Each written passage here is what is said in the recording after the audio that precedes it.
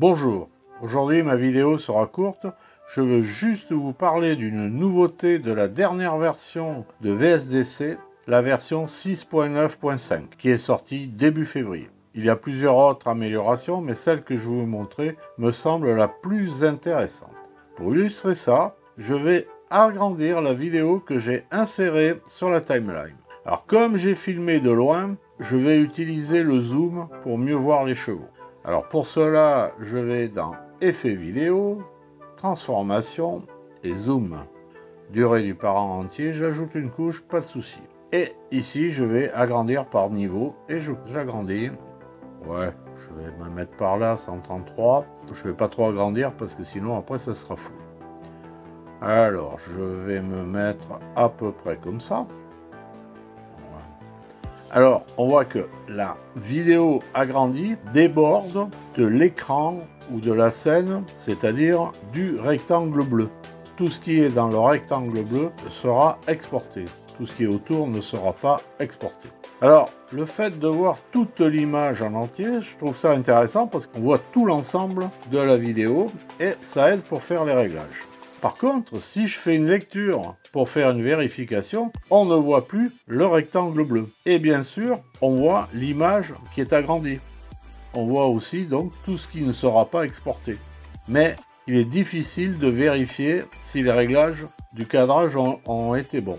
Alors, au début, la seule façon de voir le résultat final est de passer par la prévisualisation ici. Alors je clique ici et là on voit que ce qui est dans le rectangle bleu, donc qui sera exporté. Alors ce petit défaut a été supprimé avec la dernière version, la 6.9.5. Alors pour supprimer ça, il suffit d'aller dans Options en haut à droite, dans Options du lecteur et de cocher recadrer une trame à la taille de la scène pendant la lecture. Je fais cela et je fais bien. Je fais une petite lecture et hop, miracle, tout ce qui est en dehors du rectangle bleu est supprimé et on voit bien la scène qui sera exportée.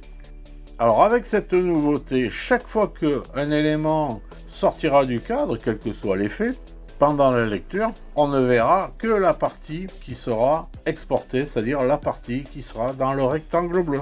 Alors il y a aussi une nouveauté qui n'est pas fondamentale, mais ça peut intéresser certains.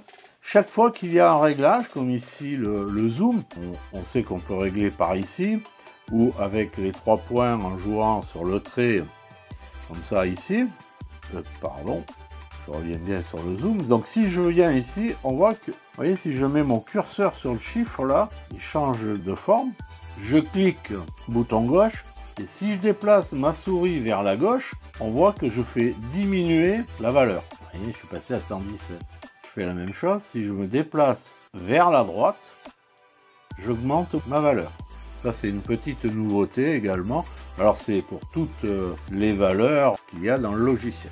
Voilà pour ces deux petites nouveautés. Enfin la plus importante c'est le recadrage pendant la lecture. Voilà, en attendant la prochaine vidéo, je vous souhaite une bonne journée et je vous dis à très bientôt. Ciao ciao.